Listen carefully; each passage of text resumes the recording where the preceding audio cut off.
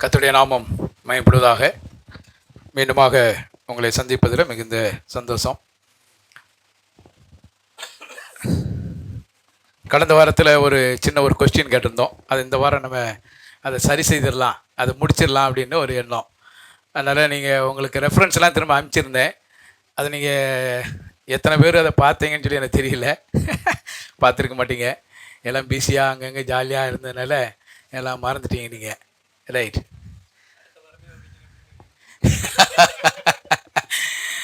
அடுத்த வாரமே எங்கேயா நிற்கிறேன்னு எப்படி தெரியல?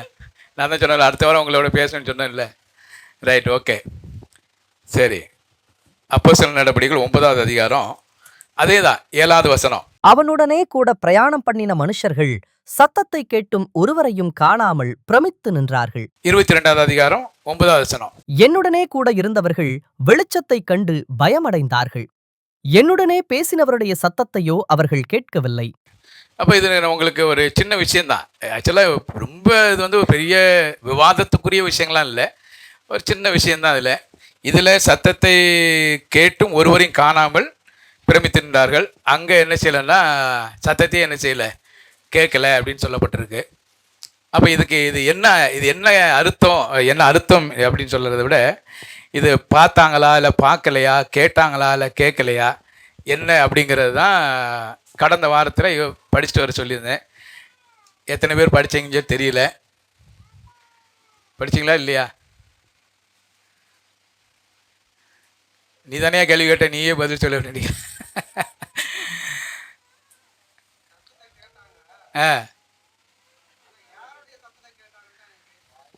நீ ஒரு பயங்கரமான ஒரு கொஸ்டினை போட்டியப்பா.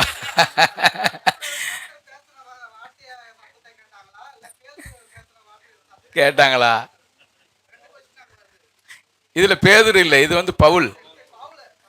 இது பவுல்.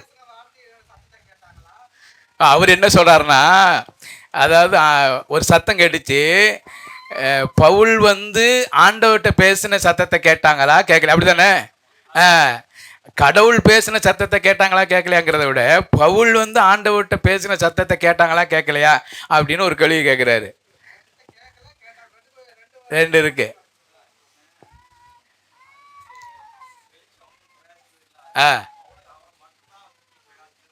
Right right.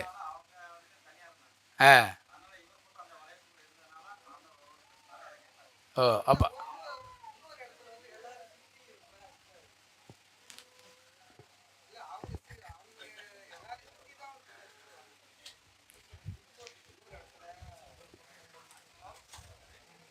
இல்லை, இது நான் என்ன சொல்ல வரேன்னா,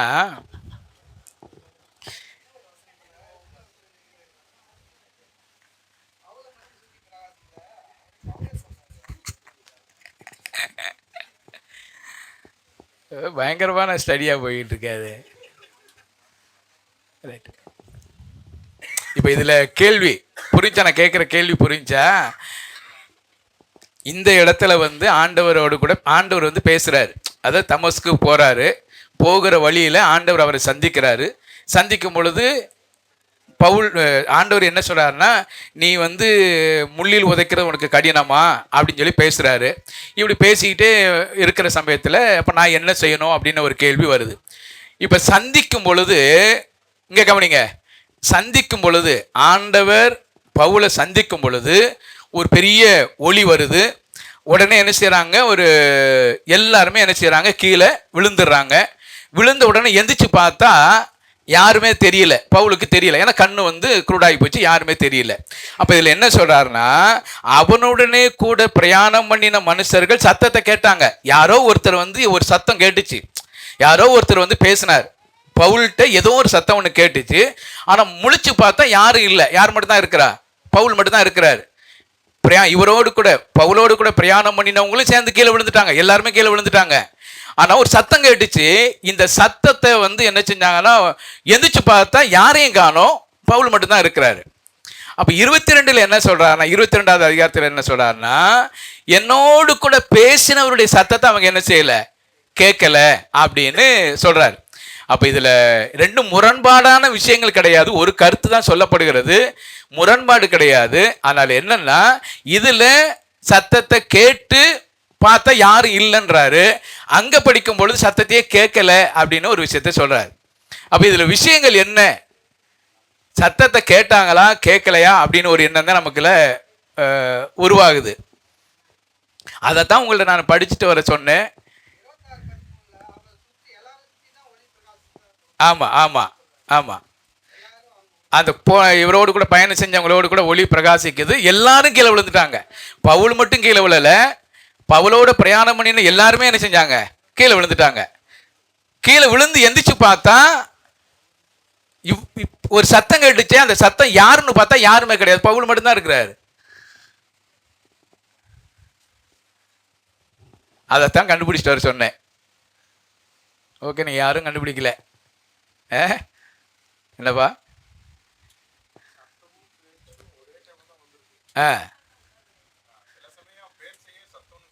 சத்தம் சொல்லும்.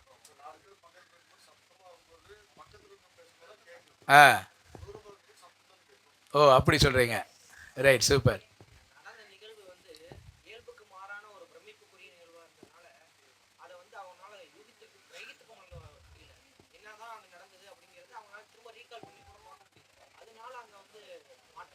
Correct correct. அதுக்கு தான் யோவான் சுவிசேஷம் 12வது அதிகாரத்தை உங்களுக்கு போட்டிருந்தேன், நீங்க பார்க்கல.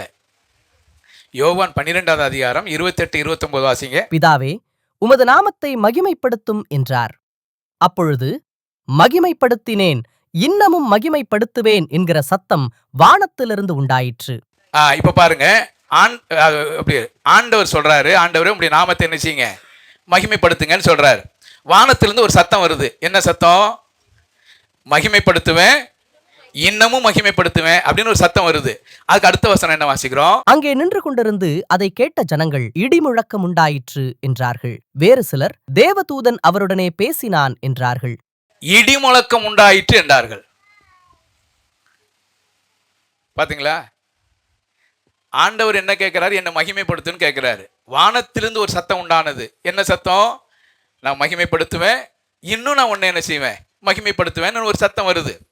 இந்த சத்தம் வரும் பொழுது பக்கத்தில் இருக்கிறவங்கலாம் என்ன கேட்குறாங்கன்னா, என்ன கேட்குறாங்க, இடி முழக்கம் போல ஒரு சத்தத்தை கேட்குறாங்க. அப்படித்தானே வாசிக்கிறோம். என்ன வாசிக்கிறோம்?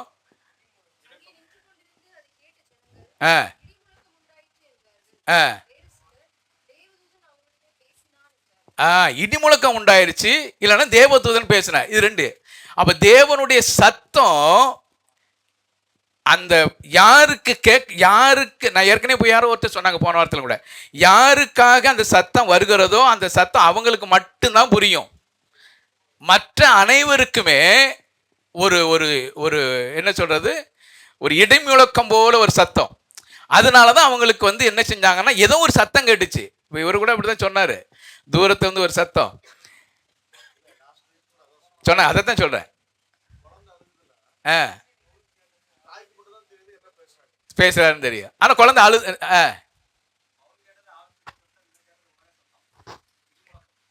யாரு?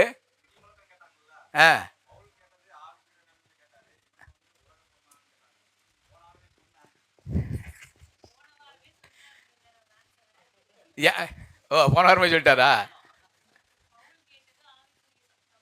ஓ, right right, super super super. அதான், அதாவது சத்தம் கேட்டுச்சு. இந்த சத்தம் கேட்டவங்களுக்கு எப்படி கேட்டுச்சுன்னா, ஒரு இடி முழக்கம் சத்தத்தை போல. அதனாலதான் பயந்தாங்க அப்படின்னு படிக்கிறோம். பயம் வந்ததுக்கு காரணம் என்னன்னா, ஏதோ ஒரு இடி முழக்கம் போல ஒரு சத்தம் கேட்டுச்சு, பயந்தாங்க, ஒளி வந்தது, எல்லாரும் கீழே விழுந்தாங்க. ஆனா இந்த சத்தம் யாருக்கு மட்டும் புரிஞ்சிச்சுன்னு சொன்னா, பவுலுக்கு மட்டும்தான் புரிந்தது. அதனாலதான் திரும்ப எழுதுறது என்ன எழுதுறாருன்னா, என்னோடு பேசினோடைய சத்தத்தை அவங்க என்ன செய்யல, கேட்கல. ஆண்டவர் ஒரு சில சமயங்களில் நம்ம என்னதான் ஒன்னாதான் உட்கார்ந்துருப்போம், ஆண்டவர் உங்களோடு கூட தனிப்பட்ட நிலைமையில பேசுகிற விஷயம் உங்களுக்கு மட்டும்தான் என்ன செய்யும், கேட்கும், வேற யாருக்கும் கேட்காது. தேவன் உங்களை தனிப்பட்ட முறையில் சந்திக்க விரும்பினாருன்னு சொன்னா, நீங்க பெரிய கூட்டத்தில் இருப்பீங்க. நீங்க பாருங்க, சுவிசேஷம் அறிவிக்கப்படுகிறது, சுவிசேஷம் ஒரே சுவிசேஷம் தான். ஆனா ஆண்டவர் யாரை ரட்சிக்க வேண்டும்னு சொல்லி திட்டம் பண்ணி வைத்திருக்கிறாரோ அவங்களுக்கு மட்டும் அந்த வார்த்தை சரியா போய் என்ன செய்யும்? கிரியை செய்யும். இல்லையா? ஒரு பப்ளிக்கா நிறைய பேர் நிறைய இடத்துல வருத்தப்பட்டு பார சுமக்கல நீங்களெல்லாம் வாங்கன்னு சொல்லி கர்த்தருடைய வார்த்தை அறிவிக்கப்படுகிறது. அதுல ரட்சிக்கப்படுறது பார்த்தா ஒரு சிலர் மட்டும்தான் என்ன செய்றாங்க? ரட்சிக்கப்படுறாங்க. 100 பேர் இருந்தாலும் அட்லீஸ்ட் ஒருத்தன் தான் ரட்சிக்கப்படுறான். மீ 99 பேர் ரட்சிக்கப்படல. அப்ப தேவன் யாரை அந்த இடத்துல யாரை சந்திக்க வேணும்னு திட்டம் பண்ணி வைத்திருக்கிறாரோ அவங்களுக்கு மட்டும் அந்த வார்த்தை சரியா என்ன செய்ய புரிந்து கொள்ளக்கூடிய நிலைமையில போகுது. மற்றவங்க எல்லாம் கேட்கிறாங்க, ஆனா அந்த புரிந்து கொள்ளக்கூடிய அந்த பக்குவத்துக்குள்ள வர முடியல. அப்ப இங்க பவுல் என்ன சொல்றாருன்னா அதைத்தான் அதனாலதான் அந்த யோவான் எழுதின சுவிசேஷத்தில் இருக்கிற வசனத்தை நோட் பண்ணதுக்கு காரணம் அதுதான். பேசினார், ஆண்டவர் பேசினாரு. அங்க கூட நின்றவங்களுக்கெல்லாம் என்ன சத்தம் கிடைச்சுன்னா ஒரு இடி முழக்கம் போல ஒரு சத்தம். தேவன் பேசும் பொழுது அது கேட்கிறவங்களுக்கு இனிமையா இருக்கும். யாரிடத்துல யாருக்காக பேசுகிறாரோ அவங்களுக்கு அந்த சத்தம் சரியா இருக்கும். ஆனா அவங்களை சார்ந்திருக்கிறவங்களுக்கு அது தேவையில்லாத ஒன்று. அவங்களுக்கு சார்ந்திருக்கிறதுக்கு தேவையில்லை, அவங்களுக்கு அது தேவையே கிடையாது. ஏன்னா அவங்களுக்கும் அது புரியக்கூடாது. ஏன்னா தேவனுடைய திட்டமே பவுலை மட்டும் செலக்ட் பண்ணி எடுக்கணும். அது ஒரு பெரிய ஊழியத்துக்காக தேவன் அவரை செலக்ட் பண்றாரு. அப்ப பிரத்யேகமாக அதனாலதான் 1 கொரிந்தியர் புத்தகத்துல வாசிக்கும் பொழுது அகால பிறவி போன்ற எனக்கு அவர் என்ன செய்தார்? தரிசனமானார் என்று வாசிக்கிறோம். அகால பிறவின்னு சொன்னா அதாவது காலத்துக்கு முன்னாதாகவே பிறந்த ஒரு குழந்தை எப்படி இருக்கும் அப்படி, இயல்புக்கு மாறாக பிறந்த ஒரு குழந்தை எப்படி இருக்குமோ அதை போல இருக்கிற சமயத்துல எந்த விதமான தகுதியுமே இல்லாது இருக்கிற ஒரு மனுஷனுக்கு ஆண்டவர் தரிசனம் ஆனார். அதனால சத்தத்தை கேட்டார். இவங்க சத்தத்தை கேட்டாங்க, ஆனா அதனுடைய ரகசியங்கள் அதனுடைய உண்மைத்தன்மைகள் அவங்களுக்கு தெரியல. அதனால இதுதான் அதனுடைய விஷயங்கள். ஓகேயா? Okay, super. அதனால அதை புரிஞ்சுக்கோங்க. இந்த மாதிரி ஏதாவது சின்ன சின்ன விஷயங்கள்லாம் இருந்தால் நம்ம பேசுவோம். படிக்கிறதுல உங்களுக்கு ஏதாவது இந்த மாதிரி விஷயங்கள் இருந்துச்சுன்னா எடுத்து பேசலாம். Okay, right. இன்றைக்கு உங்களோடு கூட பேச வேண்டும் என்று சொல்லி இருக்கிற விஷயங்கள் 1 தீமோத்தேயு புத்தகம் 4ஆம் அதிகாரம் 12ஆவது வசனம். 1 தீமோத்தேயு 4:12. உன் இளமையை குறித்து ஒருவனும் உன்னை அசட்டை பண்ணாதபடிக்கு நீ வார்த்தையிலும் நடக்கையிலும் அன்பிலும் ஆவியிலும் விசுவாசத்திலும் கற்பிலும் விசுவாசிகளுக்கு மாதிரியாயிரு. விசுவாசிகளுக்கு மாதிரியாயிரு அப்படின்னு இங்க பவுல் தீமோத்தேயுக்கு சொல்லி கொடுக்கிறார். விசுவாசிகளுக்கு மாதிரியாயிரு. அப்ப தேவனுடைய பிள்ளைகளாயிருக்கிற நீங்களும் நானும் எதெல்லாம் மாதிரியா இருக்கணும்? உன் இளமையை குறித்து ஒருவன் உன்னை அசட்டை பண்ணாதபடிக்கு. வாலிப பிள்ளைகளாக இருக்கிற நம்மை யாரும் என்ன செஞ்சிடக்கூடாது? நம்முடைய இளமையை குறித்து யாரும் என்ன செஞ்சிடக்கூடாது? அசட்டை பண்ணிடக்கூடாது. ஆக உன்னுடைய இளமையை குறித்து யாரும் அசட்டை பண்ணக்கூடாது. நீ உன் வார்த்தையிலும் நடக்கையிலும் அன்பிலும் ஆவியிலும் விசுவாசத்திலும் கற்பிலும் விசுவாசிகளுக்கு மாதிரியாயிரு அப்படின்னு வாசிக்கிறோம். நான் இந்த விஷயத்தை நான் எடுக்க வரல. அதுல ஒரு காரியம், விசுவாசிகளுக்கு மாதிரியாயிரு. தேவனுடைய பிள்ளைகளாக இருக்கிற நீங்களும் நானும் விசுவாசிகளுக்கு ஒரு மாதிரியா இருக்கணும். நாம தான் ஒரு எக்ஸாம்பிளா இருக்கணும். எனக்கு அருகாமையில் இருக்கிற, எனக்கு எதிர இருக்கிற, என்னை சார்ந்து இருக்கிறவங்களுக்கு நான் ஒரு எக்ஸாம்பிளா இருக்கணும். என்ன ஒரு எடுத்துக்காட்டாக பயன்படுத்தக்கூடியவளாக இருக்கணும். இல்லையா? அதான் ஒரு கிறிஸ்தவ வாழ்க்கை. ஆண்டவராகிய இயேசு கிறிஸ்து சொல்லுகிறார், என்னிடத்தில் நீங்க கற்றுக்கொள்ளுங்க அப்படின்னு சொல்லுகிறார். அப்போஸ்தலனாகிய பவுல் சொல்லுகிறார், நான் கிறிஸ்துவை பின்பற்றுகிறது போல என்னை என்ன செய்யுங்க? பின்பற்றுங்க. என்னுடைய வாழ்க்கையை பாருங்க, நான் யாரிடத்துல ஏதாவது ஒண்ணுமே நான் வாங்கினது கிடையாது அப்படின்னு சொல்லுகிறார். நான் வாங்குவதற்குடன் எல்லா அதிகாரங்கள் இருந்தாலும், நான் அதிகாரத்தோடு உங்களை அதிகாரப்படுத்தக்கூடிய ஒரு வாய்ப்புகள் எனக்கு இருந்தாலும் நான் அப்படி செய்யல. ஏன்? நான் உங்களுக்கு மாதிரி உள்ளவனா இருக்கணும். அப்ப அப்போஸ்தலனாகிய பவுல் என்ன சொல்லி கொடுக்கிறாருன்னா, விசுவாசிகளுக்கு மாதிரியா இருக்கணும் எல்லா விதத்திலையுமே. நம்ம தப்பிச்சு கொள்ள முடியாது. நான் நிறைய பேர் சொல்லுவாங்க, நான் அவனுக்கெல்லாம் சாட்சியா இருக்கணும்னு அவசியம் இல்லை பிரதர், நான் கடவுளுக்கு மட்டும் சாட்சியா இருந்தால் மட்டும் போதும் அப்படி நிறைய பேருடைய சாட்சி அப்படிதான் இருக்கு. நான் மற்றவங்களுக்கு சாட்சியா வாழணும்னு அவசியம் இல்லை, அவங்களுக்கு பிரியமா வாழணும்னு அவசியம் எல்லாம் எனக்கு கிடையாது பிரதர். எனக்கு நான் இருந்தால் மட்டும் போதும். அவங்களுக்காக என்னுடைய உடையை மாற்ற முடியாது, அவங்களுக்காக என்னுடைய ஸ்டைலை மாற்ற முடியாது, அவங்களுக்காக என்னை மாற்றிக்கொள்ள முடியாது அப்படின்னு நம்ம சொல்றோம். அது பெரிய தவறு. அது தேவனுடைய பிள்ளைகள் விசுவாசிகளுக்காக தன்னை என்ன செய்யணும்? மாற்றிக்கொள்ளணும். அதான் கிறிஸ்தவ வாழ்க்கை. இல்லையா? கிறிஸ்தவ வாழ்க்கை என்பது மற்றவர்கள் இடறி போவதற்கு ஏதுவான விஷயங்கள் என்னிடத்தில் இருக்குமானா அதை களைந்து போட்டுறணும். அவங்க முன்னேறுவதற்கு என்னுடைய வாழ்க்கையில என்னென்ன விஷயங்கள் செய்ய வேண்டுமோ அதை தான் செய்யணும். அதான கிறிஸ்தவ வாழ்க்கை. கிறிஸ்தவ வாழ்க்கைன்னா மற்றவர்களை எழுப்பி கட்டணும், அவங்கள உற்சாகப்படுத்தணும், அவங்களை உண்மையிலவளாய் மாற்றணும், கிறிஸ்துவுக்குள்ளாக வளர செய்யணும். இதுக்காக என்னென்ன விஷயங்கள்லாம் செய்யணுமோ அதெல்லாம் செய்யணும். என் ஆண்டவராகிய இயேசு கிறிஸ்துவை பாருங்க, அவர் இந்த உலகத்துல பிறந்ததிலிருந்து சிலுவையில மரிக்கும் வரைக்குமாக அவர் தன்னை ஒரு முன்மாதிரியாக காண்பித்தார் இல்லையா? முகத்துல காரி துப்புறவங்க தன்னுடைய முகத்தை என்ன செய்யல, மறைக்கல. கன்னத்துல ஓங்கி அடிக்கிறவங்க தன்னுடைய கன்னத்தை மறைக்கல இல்லையா? ஏளனமாய் பேசுவதற்கு எதிராக அவர் ஒரு நாளும் பேசல.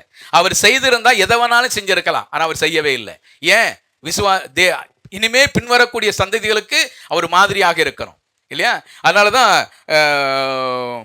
பாருங்க, பவுல் சொல்லுவார் ஒரு இடத்துல, 1 அதிகாரம் 16வது வசனத்துல, அப்படி இருந்தும் நித்திய ஜீவனை அடையும்படி இனிமேல் இயேசு கிறிஸ்துவனிடத்தில் விசுவாசமாய் இருப்பவர்களுக்கு திருஷ்டாந்தம் உண்டாகும் பொருட்டு பிரதான பாவியாகிய என்னிடத்தில் அவர் எல்லா நீடிய பொறுமையையும் காண்பிக்கும்படிக்கு இரக்கம் பெற்றேன்.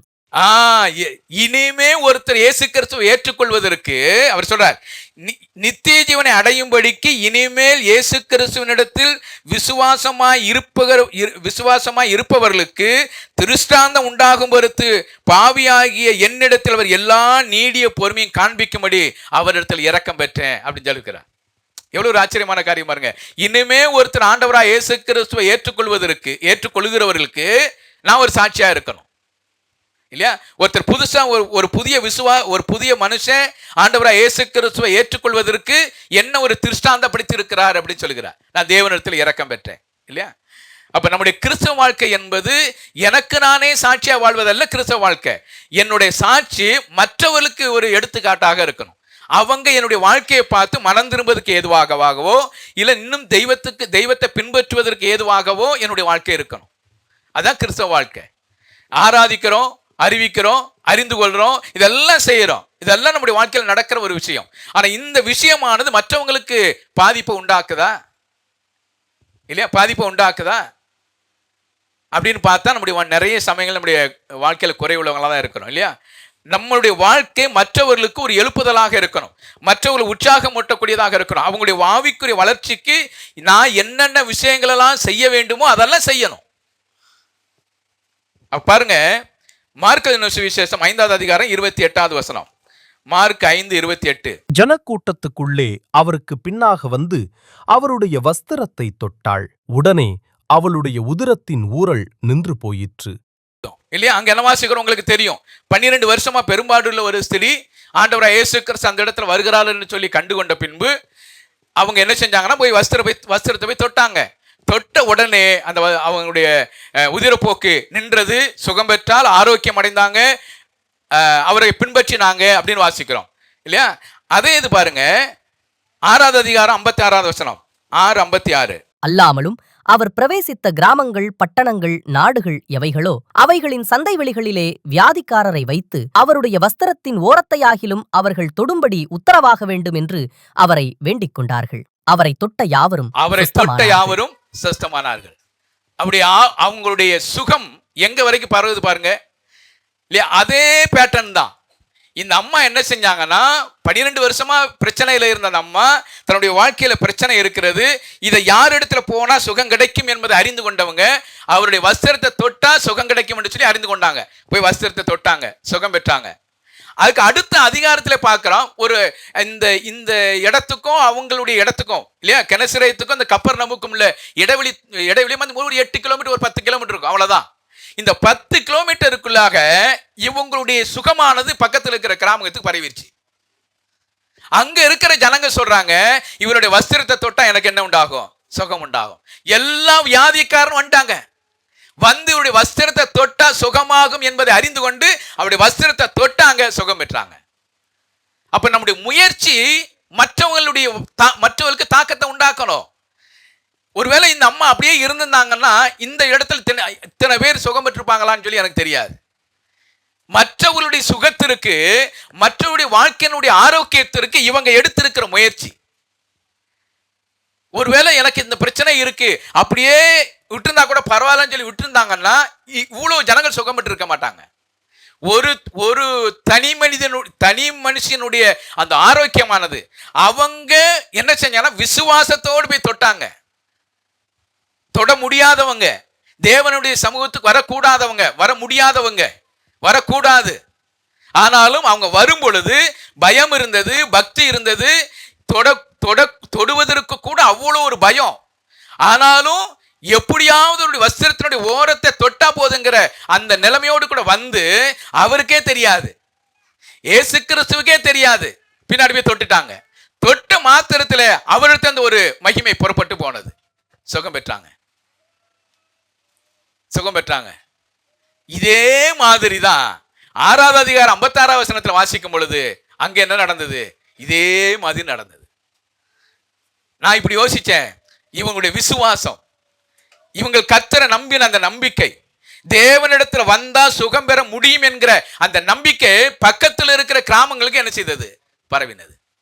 நம்முடைய விசுவாசம் எங்க வரைக்கும் பரவுது சொல்லுங்க? நம்முடைய விசுவாசம் எங்க வரைக்கும் பரவுது? நான் கர்த்தரிடத்துல பெற்றுக்கொண்டு இருக்கிற விஷயமானது எங்க வரைக்கும் பரவுது? பரவவே மாட்டேங்க. அட்லீஸ்ட் கொஞ்சமாவது என்ன செய்யணும்? என்னிடத்துல இருக்கிற இந்த நல்ல செயல்கள் மற்றவங்களை பாதிப்பை உண்டாக்கணும், அவங்களுக்கு போகணும். அதான் கிறிஸ்தவ வாழ்க்கை இல்லையா? அப்ப நான் இப்படி எழுதியிருக்கிறேன், சுகம் பெற்றவளுடைய சாட்சி. நான் இப்படி யோசிச்சேன், ஒருவேளை அந்த அம்மாட்ட கேட்டிருப்பாங்க நிறைய பேர், என்ன உனக்கு எப்படி சுகம் கிடைச்சது அப்படின்னு கேட்டிருப்பாங்க. அந்த அம்மா சொல்லியிருப்பாங்க, என்ன சொல்லியிருப்பாங்க? இயேசு ஒருவர் வந்தார், ஆனால் எனக்கு பயங்கர பயமா இருந்தது. ஆனால் எப்படியாவது எவ்வளவு கூட்டம் இருந்தாலும் பரவாயில்ல, எப்படியாவது நெரிச்சு போயாவது அந்த அவருடைய வஸ்திரத்தை தொடணுங்கிற எனக்கு அந்த வைராக்கியம் இருந்தது. கூட்ட நெரிச்சல் இருந்தது, அவ்வளவு கூட்டத்தின் மத்தியில் நான் விடலை. ஆனால் நெருங்கி போன, எந்த அளவுக்கு நெருங்கி போக முடியும், நெருங்கி போய் அவருடைய வஸ்திரத்தை தொட்ட மாத்திரத்தில் எனக்கு சுகம் பெற்றது. நான் சுகம் பெறுவதற்கு காரணம் அந்த இயேசு கிறிஸ்து தான். அவர் தான் என்னுடைய வாழ்க்கைக்கு மூல ஆதாரமாக இருந்தார். இன்றைக்கு ஒரு நல்ல ஒரு மனுஷியாக ஆரோக்கியம் உள்ளவளாக இருப்பதற்கு காரணம் இந்த ஆண்டவராக இயேசு கிறிஸ்து என்பதை சொன்னதனுடைய விளைவு பக்கத்து கிராமங்களுக்கு போனது. அதுதான் என்னுடைய வாழ்க்கையில சொல்லணும். சுவிசேஷம் என்பது என்ன? என்னுடைய வாழ்க்கையில தேவன் செய்த நன்மைகளை சொல்லணும், அவ்வளவுதான். நீங்க அதுக்குன்னு ட்ரைனிங் எல்லாம் போக தேவையில்லை, உட்கார்ந்து பல விஷயத்தை ப்ரிப்பேர் பண்ணி ஒன்னும் செய்ய தேவையில்லை. ஆண்டவர் யார்? என் வாழ்க்கைக்கு ஆண்டவர் இவ்வளவு விஷயத்தை செய்திருக்கிறார், என்ன ஒரு மனுஷியாக மாத்தி இருக்கிறார், என்ன ஆரோக்கியம் உள்ளவராக மாத்தின தெய்வம், எனக்கு வாழ்க்கை கொடுத்த தெய்வம், என்னை வாழ வைத்த தெய்வம், எனக்கு எல்லா விதத்துக்கும் போதுமானவராக இருந்த தெய்வம். இந்த தெய்வத்தை சொல்வதற்கு நமக்கு என்ன வெட்கப்படணும்? அவரிடத்துல பெற்றுக்கொண்டா நம்மளால சும்மா இருக்க முடியாது. அவரிடத்துல சுகத்தையோ ஆரோக்கியத்தையோ என்னத்தினாலும் சரி, அவரிடத்துல பெற்றுக்கொண்டவர்கள் நம்மளால் சும்மா இருக்க முடியாது, நம்மளால் சொல்லாம இருக்கவே முடியாது. அப்ப இவர்களுடைய அந்த வார்த்தையினுடைய தேவனிடத்தில் வைத்திருக்க அந்த விசுவாசத்தினுடைய அந்த வெளிச்சமானது அருகாமையில் இருக்கிற கிராமங்களுக்கு பரவினது. அங்க பார்க்கும் பொழுது என்ன வாசிக்கிறோம்? சந்தை வெளிகளில் வியாதிக்காரரை வைத்து அவருடைய வஸ்திரத்தின் ஓரத்தையாக அவர்கள் தொடும்படி உத்தரவாக வேண்டும் என்று அவரை கேட்டுக்கொண்டார்கள். அவரை தொட்ட யாவரும் சுஸ்தமானார்கள். அப்ப அந்த அம்மா இப்படிதான் சொல்லியிருப்பாங்க, நீங்க கவலைப்படாதீங்க, அவருடைய வஸ்திரத்தை மட்டும் தொட்டுருங்க, சுகம் கிடைச்சிரும். நீங்க அங்க போங்க, நீங்க அந்த சபைக்கு போங்க, நீங்க போய் ஜெபம் பண்ணுங்க, நீங்க வேதத்தை படிங்க, ஆண்டவரோடு கூட ஐக்கியப்படுங்க, ஆண்டவர் உங்களுக்கு சுகம் கொடுப்பார், உங்களுடைய வாழ்க்கையில மாற்றத்தை உண்டாக்குவார் இல்லையா? இதை சொல்லிக் கொடுக்கணும். ஆண்டவர் யார் என்பதை சொல்லிக் கொடுக்கணும். ஆண்டவர் யார்? அவர் தெய்வம். அந்த தெய்வம் அவரிடத்துல வருகிற எல்லாருக்குமே நன்மை செய்கிற தெய்வம். அவரிடத்துல வரும் பொழுது உங்களுடைய விசுவாசத்தின் அளவு எப்படி இருக்கிறோ அந்த விசுவாசத்தின் அளவின் படியாகவே ஆண்டவர் உங்களுக்கு நன்மை செய்யக்கூடிய தெய்வம். நீங்க அவரிடத்துல வாங்க, நான் தொட்டேன், ஆண்டவர் எனக்கு சுகம் கொடுத்தார், நீ வந்து தொட்டுப்பார், சுகம் கொடுப்பார். இதை சொல்றோமா? என் வாழ்க்கையில மாற்றத்தை சொல்லணும். மாற்றங்கள் தான் மனிதனுடைய வாழ்க்கையை மாற்றும். என்னுடைய வாழ்க்கையினுடைய மாற்றங்கள் தான் மற்றவங்களுடைய மனிதனுடைய வாழ்க்கையை மாற்றும். என்னுடைய வாழ்க்கை மாறலன்னா மற்றவங்களுடைய வாழ்க்கை மாறாது. அவங்களும் அப்படிதான் இருப்பாங்க, நம்மளும் அப்படிதான் இருப்போம். அது உள்ள கிறிஸ்தவ வாழ்க்கை. மாற்றங்கள், என்னுடைய வாழ்க்கையில மாற்றங்கள் உருவாகணும். கிறிஸ்தவ வாழ்க்கை என்பது ஒவ்வொரு நாளும் என்னுடைய வாழ்க்கையினுடைய மாற்றங்கள் உருவாகணும். மாற்றங்கள் உருவாகும் பொழுது மட்டும்தான் மற்றவருடைய வாழ்க்கை மாறும், இல்லைன்னா மாறாது இல்லையா? அப்ப இங்க வாசிக்கும் பொழுது அவருடைய சுகத்தினுடைய சாட்சியாக பார்க்கிறோம். இரண்டாவது பாருங்க, 1 தெசலோனிக்கேயர் புஸ்தகம் 6வது அதிகாரம் 1வது அதிகாரம் 6-8 வரைக்கும். நீங்கள் மிகுந்த உபத்திரவத்திலே பரிசுத்த ஆவியின் சந்தோஷத்தோடே திருவசனத்தை ஏற்றுக்கொண்டு எங்களையும் கர்த்தரையும் பின்பற்றுகிறவர்களாகி இவ்விதமாய் மக்கெதோனியாவிலும் அகாயாவிலும் உள்ள விசுவாசிகள் யாவருக்கும் மாதிரிகளானீர்கள். எப்படியெனில் உங்களிடத்திலிருந்து கர்த்தருடைய வசனம் மக்கெதோனியாவிலும் அகாயாவிலும் தொனித்ததுமல்லாமல் நாங்கள் அதை குறித்து ஒன்றும் சொல்ல வேண்டியதாயிராதபடிக்கு தேவனைப் பற்றின உங்கள் விசுவாசம் எங்கும் பிரசித்தமாயிற்று. தேவனை பற்றின உங்கள் விசுவாசம் எங்கும் பிரசித்தமாயிற்று. தேவனை பற்றின விசுவாசம் எங்கும் பிரசித்தமாயிற்று. அவங்க எந்த நிலைமையில இருந்தாங்க பாருங்க. விசுவாசத்திற்கு அவர்கள் சாட்சியாக இருந்தார்கள். விசுவாசத்திற்கு சாட்சி என்ன வாசிக்கிறோம்? நீங்கள் மிகுந்த உபத்திரவத்திலே பரிசுத்த ஆவியின் சந்தோஷத்தோட திருவசனத்தை ஏற்றுக்கொண்டு எங்களையும் கர்த்தரையும் பின்பற்றுவலானீர்கள் அப்படின்னு வாசிக்கிறோம். அவங்களை கர்த்தரை பின்பற்றுவதற்கு சாத்தியம் இல்லை. ஏன்? மிகுந்த உபத்திரவம் இருந்தது. அந்த உபத்திரவங்கள், பாடுகள், கஷ்டங்கள் இருக்கும் பொழுது கூட அவங்க ஆண்டவரை ஏற்றுக்கொள்வதற்கு என்ன காரணமா இருந்ததுன்னு சொன்னா அங்க வாசிக்கிறோம், பரிசுத்த ஆவியினுடைய சந்தோஷத்தோட திருவசனத்தை நீங்க ஏற்றுக்கொண்டீங்க அப்படின்னு வாசிக்கிறோம். பரிசுத்த ஆவியானவருடைய சந்தோஷம், பரிசுத்த ஆவியானவருக்கு தன்னை முழுமையாக ஒப்பு கொடுத்து திருவசனத்தை ஏற்றுக்கொண்டதுனால உபத்திரவங்கள் அவங்களுக்கு பெருசா தெரியவே இல்லை, பாடுகள் அவங்களுக்கு பெருசா தெரியல. இன்றைக்கு நம்முடைய கிறிஸ்தவ வாழ்க்கையில கிறிஸ்தவத்துக்குள்ளாக முன்னேறி வருவதற்கு தடையாக இருப்பதற்கு காரணம் என்னன்னா பாடுகள், கஷ்டங்கள், பிரச்சனைகள் நமக்கு என்ன செய்யுதுன்னா அதை தடுத்து நிக்குது. அப்ப அந்த பாடுகளை விட்டு முன்னேறணும்னா பரிசுத்த ஆவியானுடைய ஆலோசனைப்படியாக நடக்கணும். பரிசுத்த ஆவியானவருக்கு என்னை முழுமையாக ஒப்பு கொடுக்கணும். ஆவியானவருடைய ஆலோசனைப்படியாக நடந்தோமானா பாடுகளை மேற்கொள்ளலாம். இன்னைக்கு சின்ன சின்ன பிரச்சனைகளுக்கெல்லாம் ஆண்டவரை விட்டுடுறோம். சின்ன சின்ன பிரச்சனைகள்லாம் தெய்வத்தை மறந்துடுறோம். காரணம் என்ன? ஆவியானுடைய சந்தோஷத்துக்குள்ள நம்ம வரல. ஆவியானவர் நமக்கு எதை கொடுக்கிறாரு தெரியுமா? நீங்க உபத்திரவங்களை இருந்தாலும் உங்களுக்கு சந்தோஷத்தை கொடுக்கிறார். நீங்க என்ன வாசிக்கிறோம்? இவ்விதமாய் மக்கெதோனியாவிலும் அகாவிலும் உள்ள விசுவாசிகளுக்கு நீங்க மாதிரியானீருங்க. இவங்க பாடுகள் இருந்தது. என்ன வாசிக்கிறோம்? மிகுந்த உபத்திரவம் இருந்தது. நீங்க ஆண்டவராக இயேசு கிறிஸ்துவை ஏற்றுக்கொண்டீங்க. கர்த்தருக்காக விசுவாசம் உள்ளவர்களாக இருந்ததுனால அருகாமையில இருக்கிற அகாயாவிலும் மக்கெதோனியாவுக்கு நீங்க எப்படியா இருந்தீங்க? மாதிரியா இருந்தீங்க. அந்த பக்கத்துல இருக்கிற நாட்டில் இருக்கிறவங்களுக்கு, பக்கத்துல இருக்கிற விசுவாசிகளுக்கு இவங்க எப்படி இருந்தாங்க? மாதிரியா இருந்தாங்க. நம்முடைய விசுவாசம் அருகாமையில் இருக்கிற சபைகளுக்கு கூட எப்படி இருக்கணும்? மாதிரியா இருக்கணும் இல்லையா? விசுவாசத்துல சாட்சியா இருக்கணும். அப்ப இவங்களுடைய சாட்சி எப்படி இருந்ததுன்னா துன்பத்துல மகிழ்ச்சி இருந்தது, உபத்திரவத்தில் மகிழ்ச்சி இருந்தது. அதுக்கு ஒரே ஒரு காரணம், பரிசுத்த ஆவியானவர் மூலமாக திருவசனத்தை என்ன செய்தாங்க? ஏற்றுக்கொண்டாங்க. அப்படிதான் வாசிக்கிறோம், பரிசுத்த ஆவியின் சந்தோஷத்தோட திருவசனத்தை ஏற்றுக்கொண்டீங்க. அந்த பரிசுத்த ஆவியானவருக்கு தன்னை முழுமையாக ஒப்பு கொடுக்கும் பொழுது, திருவசனத்தை நீங்க ஏற்றுக்கொள்ளும் பொழுது, நீங்க உபத்திரவங்களுக்கு பெருசாவே தெரியாது, பாடுகள் பெருசாவே தெரியாது, கஷ்டங்கள் பெருசாவே தெரியாது. இன்னைக்கு நமக்கு கஷ்டங்களும் பாடுகளும் பெருசா தெரிவதற்கு காரணம் என்னன்னா பரிசுத்த ஆவியானவருக்கு தன்னை முழுமையா ஒப்பு கொடுக்காம இருக்கிற ஒரு காரியம் தான். அப்ப இங்க என்ன வாசிக்கிறோம்? அவர்கள் துன்பத்திலே மகிழ்ச்சி அடைந்தார்கள். இரண்டாவது, திருவசனம் எல்லா நிலைமைக்கும் போதுமானது என்பதை புரிந்து கொண்டார்கள். மூணாவது, தேவன் மேல் நம்பிக்கை வைத்து அதிகமாக பெருகினார்கள். இதுதான் விசுவாசத்தினுடைய சாட்சி. எனக்கு விசுவாசம் இருக்குமானா, நான் விசுவாசி என்ற ஒரு நிலை எனக்குள்ள இருக்குமானா, என் ஆண்டவராக இயேசு கிறிஸ்துவை நான் ஏற்றுக்கொண்டது உண்மையாக இருக்குமானா, என்னுடைய விசுவாசத்துக்கு சாட்சி இருக்கணும். நான் விசுவாசி தான், நான் உண்மையிலேயே ஆண்டவராக இயேசு கிறிஸ்துவை ஏற்றுக்கொண்டதான், என்னுடைய வாழ்க்கையில சந்தோஷம் இருக்கு, எனக்கு பாடுகள் இருந்து, கஷ்டம் இருக்கு, வேதனைகள் இருக்கு, உபத்திரவங்கள் இருக்கு, எது இருந்தாலும் என்னுடைய சந்தோஷத்தை விட்டு எடுத்து போட முடியாது இல்லையா? அதான் கிறிஸ்தவ வாழ்க்கை. கிறிஸ்தவனுடைய அடிஸ்தானமே என்ன தெரியுமா? மகிழ்ச்சி தான். நம்ம கிறிஸ்தவனுடைய அடிஸ்தானமே மகிழ்ச்சி தான், சந்தோஷம் தான். இந்த சந்தோஷத்தை யாரும் எடுத்து போட முடியாது. அப்போஸ்தலன் பவுல் சொல்லுகிறார், எனக்கு வந்த உபத்திரவங்கள், நான் பாடுகள், கஷ்டங்கள், நிர்வாணத்துல இருந்தேன், பசியில இருந்தேன், பட்டினியில இருந்தேன், சொந்த ஜனங்களால இவங்க எல்லாராலையும் பல பிரச்சனை எல்லாம் எனக்கு வந்தாலும் கிறிஸ்தனுடைய அன்பை விட்டு என்னால என்ன செய்ய முடியல, யாரும் பிரிக்க முடியாது அப்படின்றார். கிறிஸ்தனுடைய அன்பை விட்டு பிரிக்க முடியுமா? ஏன்? கிறிஸ்து அவருக்கு மிகுந்த சந்தோஷத்தை கொடுத்திருக்கிறார். உலகம் கொடுக்கிற சந்தோஷத்தை விட உன்னதமான தெய்வம் அவருக்கு சந்தோஷத்தை கொடுக்கிறார். அவர் சொல்லுகிறார், நான் உலகம் கொடுக்கிற பிரகாரமா நான் உங்களுக்கு கொடுக்கல, என்னுடைய சமாதானத்தையே நான் உங்களுக்கு என்ன செய்யறேன், வைத்து போகிறேன். அவர் கொடுக்கிற சந்தோஷம் அது நிரந்தரமானது. அது யாராலும் எடுத்துக்கொள்ள முடியாது. பாடுகள் வந்தாலும் எடுத்துக்கொள்ள முடியாது, பிரச்சனை வந்தாலும் எடுத்துக்கொள்ள முடியாது, என்ன நம்முடைய வாழ்க்கையில எது வந்தாலும் சந்தோஷத்தை நினைச்ச முடியாது, எடுத்துக்கொள்ள முடியாது. இல்லையா? நாங்க சி.கே. ஜான் ஐயா உடம்பு சரியில்லாத போது பார்க்கறதுக்கு போயிருந்தோம். சி.கே. ஜான், ஆமா, அவரை பார்க்கறதுக்காக போயிருந்தோம். அப்ப அவங்க அந்த ஐயாவுடைய மனைவி சொன்னாங்க, இப்போ இருந்தாலும் இந்த இந்த மரண சூழ்நிலையில இருந்தாலும் அவர் பாட்டு பாடிக்கிட்டே தான் இருக்கிறாரு. யாராவது வந்தாங்களா, ஊழியக்காரங்க யாராவது வந்தாங்களா அப்படின்னு விசாரிச்சுக்கிட்டு தான் இருக்கிறாரு.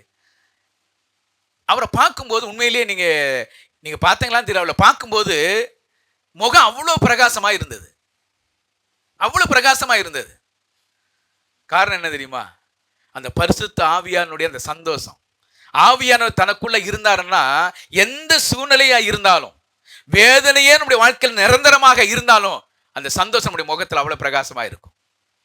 இன்னைக்கு நம்முடைய வாழ்க்கையில சின்ன சின்ன பிரச்சனைகள், சின்ன சின்ன கஷ்டங்கள், ஒரு வருமானம் இல்லை, போதுமான நிலை இல்லை, இதெல்லாம் வரும்போது உடனே நமக்குள்ள சந்தோஷம் போயிடுது, ஆண்டவரோடு கூட இருக்கிற உறவுகள் போகிறது இல்லையா? அப்ப இங்க இந்த தெசலோனிக்கேயர் சபையார் பக்கத்தில் இருக்கிற மக்கதோனியாவிலும் அகாவியிலும் உள்ள விசுவாசிகளுக்கு மாதிரியாக இருந்தாங்க. அது என்ன வாசிக்கிறோம்? எப்படி எனில், உங்களிடத்திலிருந்து கர்த்தருடைய வசனம் மக்கதோனியாவிலும் அகாயாவிலும் தொனித்ததும் அல்லாமல் நாங்கள் அதை குறித்து ஒன்றும் சொல்ல வேண்டியதா இராதபடிக்கு தேவனை பற்றின உங்கள் விசுவாசம் எங்கள் பிரசித்தமாயிற்று. நீங்கள் கர்த்தரை பற்றின உங்களுடைய விசுவாசம் எங்க பிரசித்தமாயிற்று. என்ன சொல்லியிருப்பாங்க? அந்த தெசலோனிக்கர் விசுவாசியை குறித்து என்ன சொல்லியிருப்பாங்க? பேசிக்கிட்டு இருந்திருப்பாங்கல்ல. அந்த தெசலோனிக்கருடைய சபை, அங்க இருக்கிற ஜனங்க அவ்வளவு கஷ்டப்பட்டாங்க தெரியுமா, அவ்வளவு உபத்திரவப்பட்டாங்க. ஆனா அவங்க கடவுளை விடவே இல்லை. கர்த்தருக்காக வைராக்கியமா வாழ்ந்த ஒரு குடும்பம், கர்த்தருக்காக வைராக்கியமா வாழ்ந்த ஒரு சபை. அந்த சபையில் அவ்வளவு உபத்திரவங்கள் இருந்தது, கஷ்டங்கள் இருந்தது. எல்லாம் இருந்தாலும் கூட தேவனை குறித்தான தேவனுடைய விஷயத்துல மட்டும் அவ்வளவு வைராக்கியமா இருந்தாங்க. அப்படின்னு ஒருத்தர் பேசிக்கிட்டு இருக்கும்போது எப்படி இருந்திருக்கும்? இவர் போய் அங்க சொல்றாங்கல்ல, உங்களை குறித்து நாங்க போய் விசாரிக்கும் போது அவங்க பேசிக்கிட்டு இருக்காங்க. அப்படித்தானே வாசிக்கிறோம். என்ன வாசிக்கிறோம்? கர்த்தருடைய வசனம் மக்கதோனியாவிலும் அகாயாவிலும் தொனித்ததும் அல்லாமல் நாங்கள் அதை குறித்து அதை குறித்து ஒன்று சொல்லக்கூடிய அளவுக்கு ஒன்றும் இல்லை. ஏன்னா தேவனை பற்றி உங்களுக்கு விசுவாசம் எங்கள் பிரசித்தமாயிற்று. அங்க போய் நாங்க கேட்கும் பொழுது உங்களை குறித்து அவ்வளவு சாட்சி சொல்றாங்க. ஐயோ, அந்த சபையா, அவங்களா ரொம்ப கஷ்டப்படுறாங்க, ரொம்ப துன்பப்படுறாங்க. ஆனா ஆண்டவர் மேல வைத்திருக்க அந்த நம்பிக்கை அதை போல வேற யாரும் வைக்கிறது இல்லை. ஏன் வைக்கிறது இல்லை பாருங்க. என்ன வாசிக்கிறோம்? 9ஆம் வசனம் 10ஆம் வசனத்துல, ஏனெனில் அவர்கள் தாமே எங்களை குறித்து உங்களிடத்தில் நாங்கள் அடைந்த பிரவேசம் இன்னதென்பதையும் ஜீவனுள்ள மெய்யான தேவனுக்கு ஊழியம் செய்வதற்கு நீங்கள் விக்கிரகங்களை விட்டு தேவனிடத்திற்கு மனம் திரும்பினதையும் அவர் மரித்தோரிலிருந்து எழுப்பினவரும் இனிவரும் கோபாக்கினையினின்று நம்மை நீங்களாக்கி இரட்சிக்கிறவருமாயிருக்கிற அவருடைய குமாரனாகிய இயேசு பரலோகத்திலிருந்து வருவதை நீங்கள் எதிர்பார்த்துக் அறிவிக்கிறார்களே. அவங்களுடைய நிலை எப்படி பாருங்க, மனம் திரும்பினாங்க. அங்க என்ன வாசிக்கிறோம்? ஜீவனுள்ள மெய்யான தேவனுக்கு ஊழியம் செய்வதற்கும் நீங்கள் விக்கிரகங்களை விட்டு தேவனத்தில் மனம் திரும்பினதையும் எடுத்து வாசிக்கிறோம். அவருடைய நிலையும் மாறிடுச்சு. உபத்திரவங்கள் இருந்தது, கஷ்டங்கள் இருந்தது, எல்லா நிலை இருந்தாலும் தெய்வத்தை குறித்தான விஷயங்கள் அவ்வளவு வைராக்கியமா இருந்தாங்க. நம்முடைய கிறிஸ்தவ வாழ்க்கையில உபத்திரவம் மேற்கொள்ளக்கூடாது, பிரச்சனை மேற்கொள்ளக்கூடாது. தெய்வம் மட்டுமே நம்முடைய வாழ்க்கையில மேலோங்கி நிற்கணும். அவர் மட்டுமே நம்முடைய வாழ்க்கையில மேலோங்கி நிற்கணும். எந்த விஷயம் தெய்வத்தை மேலோங்குவதற்கு எந்த விஷயத்துக்கும் நம்முடைய வாழ்க்கையில இடம் கொடுக்க கூடாது. தெய்வம் மட்டுமே நம்முடைய வாழ்க்கையில உயர்ந்தவராக இருக்கணும். வேற எதுவுமே நம்முடைய வாழ்க்கையில உயர்ந்ததா இருக்கக்கூடாது. எதுவுமே நம்முடைய வாழ்க்கையில முதன்மையானதா இருக்கக்கூடாது. தெய்வம் மட்டுமே என்னுடைய வாழ்க்கையில முதன்மையுள்ளவராக இருக்கணும். அப்படி தெய்வம் மட்டுமே முதன்மையானவராக இருப்பார் என்று சொன்னா நம்முடைய வாழ்க்கையில உபத்திரம் வரட்டும், பாடு வரட்டும், கஷ்டங்கள் வரட்டும், நம்முடைய வாழ்க்கையில எப்போதும் பாடல் மட்டும்தான் இருக்கும் இல்லையா? பவுலுடைய வாழ்க்கையில பாருங்க, சிறைச்சாலையில கொண்டு போய் போட்டாங்க. அவர் அழகா என்ன செய்தாரு? தேவனை துதிச்சு பாடிக்கிட்டு இருந்தாரு. நம்ம துதிச்சு பாட முடியுதா? என்ன சிஸ்டர், துதிச்சு பாட முடியுதா? கொஞ்சம் பிரச்சனை ஆச்சுன்னா அவ்வளோதான். ஜபமும் வேணாம், குடும்ப ஜபமும் வேணாம், ஒன்று வேணாம். நீ வாட்டில் அங்கே இரு, நான் வாட்டில் எங்கே இருக்கேன். எல்லா வீட்லயும் அதான் இல்லையா? சின்ன பிரச்சனை தான். இந்த சின்ன பிரச்சனைக்கே குடும்ப ஜெபத்தை கட் பண்ணிடுறோம்னா பெரிய பிரச்சனை வருது, இல்லை வருமானமே இல்லாமல் போகுது, என்ன செய்வோம்? எனக்கு தெரிஞ்ச ஒரு பாஸ்டர், அவங்க ஒய்ஃப் நல்லா படிச்சிருக்கிறாங்க, இவரும் நல்லா தான் படிச்சிருக்கிறாரு. எப்படியோ 2 பேரும் கல்யாணம் பண்ணி ஊழியத்துக்கு வந்துட்டாங்க. அவங்க ஒய்ஃப் அவரை விட்டுட்டு போயிடுச்சு. எதுக்கு தெரியுமா? உன் கூட சேர்ந்து இவங்க கொடுக்குற காணிக்கையை வாங்கி நான் சாப்பிடணும்னு அவசியம் கிடையாது அப்படின்னு போயிடுச்சு. ரொம்ப கஷ்டம். அவர் சொல்லி எனக்கு ரொம்ப கஷ்டப்பட்டார். வாழ மாட்டேன்ருச்சு. ஏன்னா கஷ்டத்தை அனுபவிக்க அவங்களால முடியல, வறுமையை அனுபவிக்க அவங்களால முடியல, அவங்க இந்த வருமானம் அவங்களுக்கு போததாக அவங்களுக்கு முடியல. அவங்க கை நிறைய வருமானம் இருக்கணும், சுகமா வாழணும், எல்லாரையும் போல வாழணுங்கிற எண்ணம் அவங்களுக்குள்ள உருவாயிருச்சு. அதனால விட்டுட்டு போயிட்டாங்க. இவங்கெல்லாம் ஆண்டவருக்காக வேதனையும் கஷ்டத்தையும் எப்படி பட முடியும்? ஆண்டவருக்காக எப்படி வைராக்கியமா வாழ முடியும்?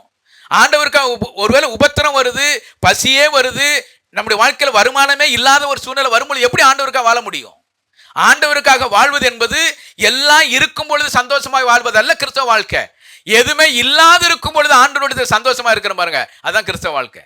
எதுவுமே என்னுடைய வாழ்க்கையில இல்லை, ஆனா என்னுடைய வாழ்க்கையில் ஆண்டவர் மட்டுமே இருக்கிறாருன்னு சொன்னா அதுதான் நிரந்தர சந்தோஷமான ஒரு வாழ்க்கை இல்லையா? அப்படி இருக்கணும். அப்போ விசுவாசத்துல ஒரு சாட்சி உள்ளவளா இருந்தாங்க என்று சொல்லி வாசிக்கிறோம். 3வது காரியம் பாருங்க, அப்போஸ்தலர் நடவடிக்கைகள் 4வது அதிகாரம் 34-35.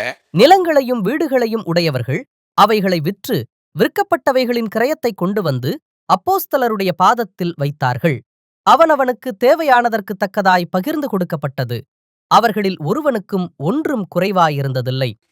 5வது அதிகாரம் 2வது வசனம். தன் மனைவி அறிய அவன் கிரயத்திலே ஒரு பங்கை வஞ்சித்து வைத்து ஒரு பங்கை கொண்டு வந்து அப்போஸ்தலருடைய பாதத்திலே வைத்தான். இங்க பாருங்க, இந்த 4வது அதிகாரத்துல அங்க என்ன வாசிக்கிறோம்? எல்லாத்தையும் வித்து கொண்டு வந்து அப்போஸ்தலருடைய பாதத்துல வச்சாங்க. 5வது அதிகாரத்துல என்ன வாசிக்கிறோம்? எல்லாத்தையும் வித்து கொண்டு வந்து பாதத்துல வச்சாங்க. அவங்க செய்யதை போல நம்ம செய்யணும்னு சொல்லி செய்தாங்க. ஆனா என்ன இல்லைன்னா உண்மை இல்லை. இந்த 4வது அதிகாரத்துல கடைசியில செய்தாங்களா உண்மையில உள்ளாங்க செஞ்சாங்க. தனக்கு உண்டானவெல்லாம் விற்று கர்த்தருடைய பாதத்தில் கொண்டு வந்து அப்போஸ்தலருடைய பாதத்தில் கொண்டு வந்து வச்சாங்க. ஆனா அதே மாதிரி 5வது அதிகாரத்துல ஒரு குடும்பம் கொண்டு வந்து வைக்கிறாங்க. அதே மாதிரி தான் செய்யறாங்க. எங்க கொண்டு வந்து வைக்கிறாங்க? அப்போஸ்தலருடைய பாதத்துல தான் வைக்கிறாங்க. ஆனா உண்மை இல்லை. மற்றவங்க செய்கிறத போல செய்தாலும் கூட அதுல எனக்கு உண்மை இருக்கணும். பார்வைக்காக செய்யக்கூடாது. அவங்க செஞ்சாங்க அதை போல நானும் செய்யணுங்கிற இடத்துல வரும் பொழுது உண்மை மாறிடக்கூடாது. உண்மையிலவங்களா இருக்கு. அவங்க என்னபடி செய்தாங்களோ, அவங்க எவ்வளவு நிலையில செய்தாங்களோ அதே மாதிரி செய்யணும்னு விரும்பினா அதுல உண்மை இருக்கணும். உண்மை இல்லைன்னா செய்யாம இருக்கிறது நல்லது. உண்மை இல்லைன்னா செய்யாம இருக்கிறது நல்லது. கணவன் மனைவி 2 பேருக்குமே பொய் இருந்தது. தேவ சமூகத்தில் பொய் என்பது மிக மிக தவறான ஒரு காரியம். ஆவியானவர் தெய்வமா இருக்கிறார். ஆவியானவருக்கு விரோதமாக பொய் சொல்லுவோமானால் இன்னைக்கு அந்த சமயத்தில் கிடைச்ச தண்டனை நமக்கு கிடைக்கல. அதனால நம்ம என்ன செய்யறோம்? தப்பிச்சுக்கிட்டு இருக்கிறோம். உண்மையிலே பொய் சொன்ன உடனே இப்படியே அடிக்கிற மாதிரினா எப்படி இருக்கும்? நிறைய பேருங்க இருப்பமானலாம் தெரியல. என்ன கடந்து போய் பொய் சொல்ற ஆண்டவருடைய சமூகத்தில் பொய் சொல்லக்கூடிய நிலைமை நமக்குள்ள இருக்குமானா நிறைய பேர் இருப்பமானலாம் நமக்கு தெரியல. ஆனா ஆண்டவர்கிட்ட பொய் சொல்லக்கூடாது. நான் சொல்லுவேன், பொய் சொல்லாதீங்க, பொய் சொல்லக்கூடாது. பொய் சொல்றதுனால என்னத்தை சாதிக்க முடியும்? உண்மை பேசுங்க, பிரச்சனை கிடையாது. ஒருவேளை அதனால வரக்கூடிய ஒரு சின்ன இழப்பு வந்தா கூட பரவாயில்ல, அது நல்லா சந்தோஷமா இருக்கும். ஒருவேளை எஜமானுக்கும் நம்ம திட்டினா கூட பரவாயில்ல, சந்தோஷப்படலாம். பொய் சொல்லவே கூடாது. ஒரு எல்லளவும் கூட பொய் சொல்லக்கூடாது. நீங்க பொய் சொல்லாம இருந்து பாருங்களேன், பொய்யே சொல்லாம இருந்து பாருங்களேன், அதுல கிடைக்கிற சந்தோஷம் அது அதை விட சந்தோஷம் வேற எதுவுமே கிடையாது. என்ன பொய் சொன்னாலும் என்னத்தை சாதிக்க போறோம்? இல்ல பெரிய பணம் வந்துட போதா? கோடிக்கணக்கில் வந்துட போது? ஒன்றும் வரப்போறது கிடையாது, ஒன்றும் நடக்க போறதெல்லாம் கிடையாது. ஆனா உண்மையை நீங்க பேசி பாருங்க. ஒருவேளை அந்த சமயத்துல உண்மை பேசுவதனால ஒருவேளை எஜமான் உங்களுக்கு விரோதமாக பேசலாம், இல்ல அருகாமையில் இருக்கிறவங்க பெரிய ஒரு இவன் தான் பெரியவனா அப்படின்னு சொல்லி இகழ்ச்சியா கூட பேசலாம். ஆனா அதனுடைய விளைவுகள் ஒரு நாள் வரும் பொழுது இவங்களை போல ஒரு ஆள் இல்லைங்கன்னு சொல்லுவாங்க. உங்களை நிக்க வைப்பாங்க, எல்லாருக்கும் முன்னாடி நிக்க வைப்பாங்க. இவங்க உண்மையை பேசக்கூடியவங்க அப்படி நிக்க வைப்பாங்க.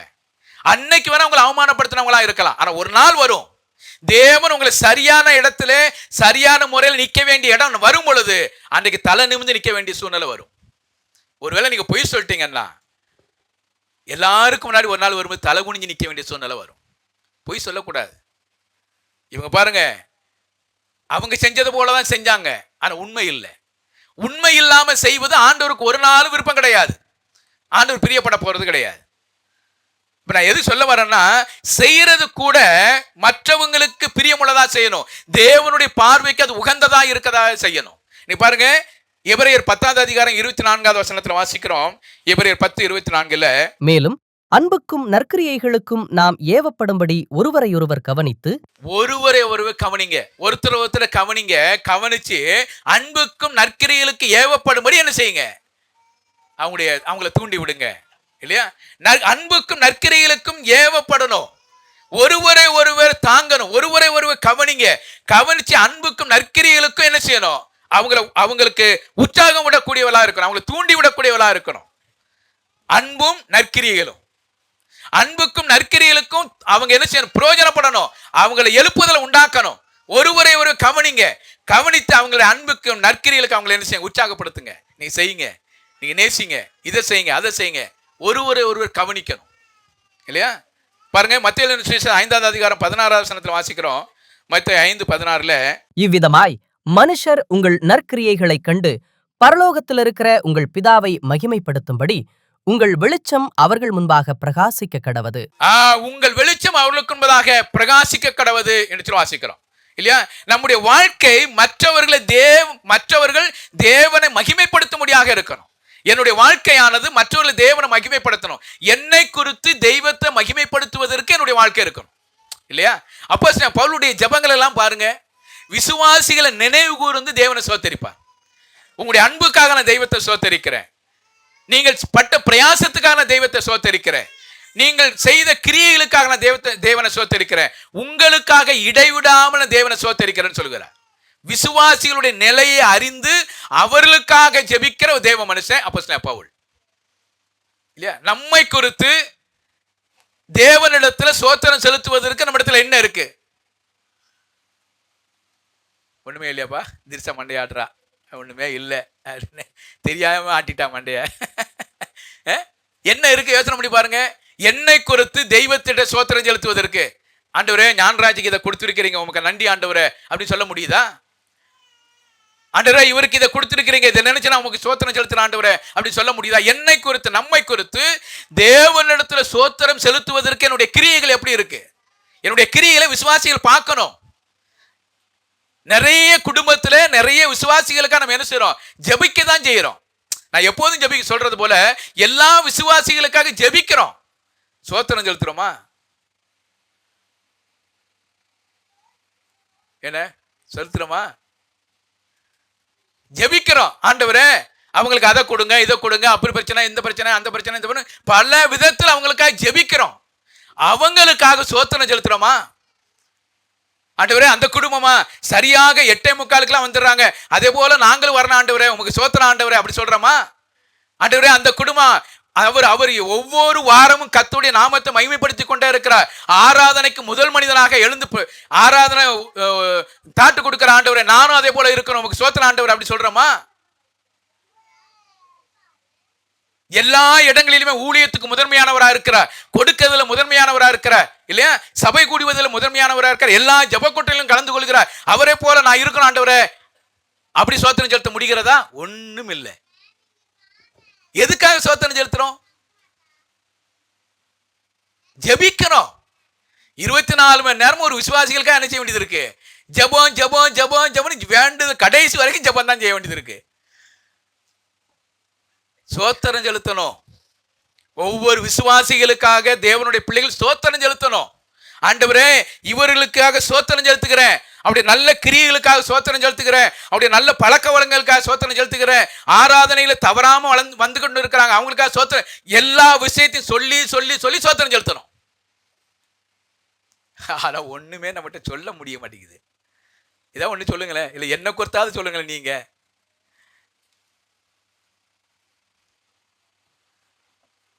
என்ன சார் சொல்லணும்? சோத்திரம் செலுத்தணும். அதான் கிறிஸ்தவ வாழ்க்கை. அப்பதான் நம்ம ஆவிக்குரியவர்களாய் வளர்ந்திருக்கிறோம் என்பது அருகாமையில் இருக்கிற விசுவாசிகளுக்கு தெரியும். ஜெபிக்கிறத விட சோத்திரம் செலுத்துவதுதான் மிகுந்த தகுந்தது அப்படின்னு வாசிக்கிறோம். எல்லாவற்றிற்கும் என்ன செய்யுங்க?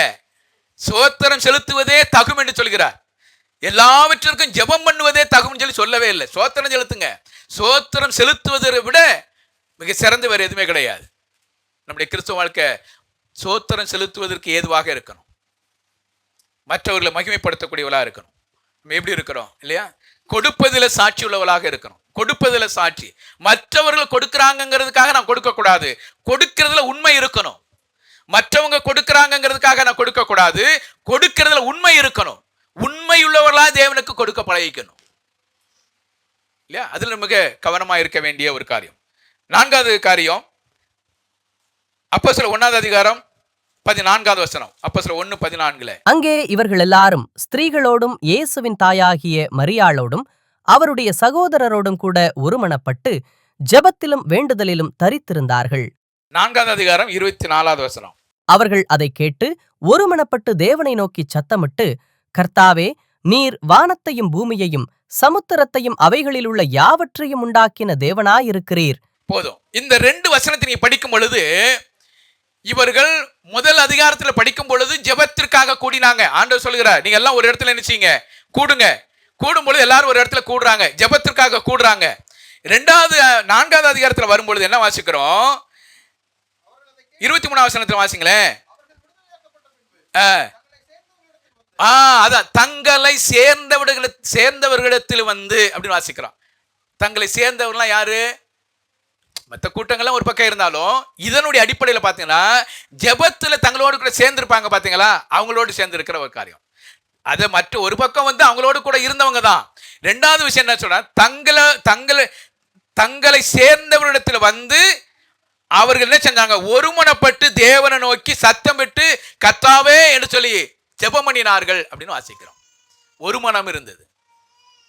அந்த 1வது அதிகாரத்தில் வாசிக்கும் பொழுது அங்கேயும் என்ன இருந்தது? ஒரு மனம் இருந்தது. 4வது அதிகாரத்தை வாசிக்கும் பொழுது அங்கேயும் ஒரு மனம் இருக்கிறது. நீங்க பின்னாடி இருக்கிற அதிகாரங்களை படிச்சு பார்க்கும் பொழுது ஜெபத்துக்கு எங்கெல்லாம் கூடினாங்களோ அங்கெல்லாம் என்ன இருந்தது? ஒரு மனம் இருந்தது. ஒரு மனம் இல்லாமல் ஜெபிக்கிற ஜெபம் கூரை விட்டு மேல கூட போகாது.